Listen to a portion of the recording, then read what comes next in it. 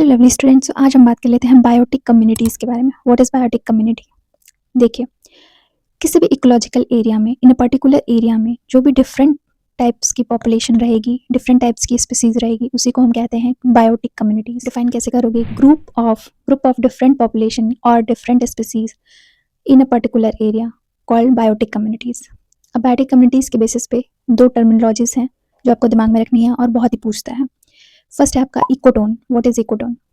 मान लीजिए आपकी एक रिवर कम्युनिटी है, बायोटिक कम्युनिटी है, और एक आपकी ग्रासलैंड की बायोटिक कम्युनिटी है, ठीक है।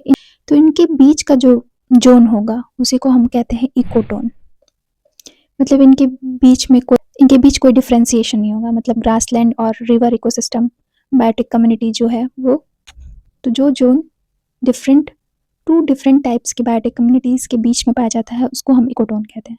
Zone between two different biotic communities is called ecotone.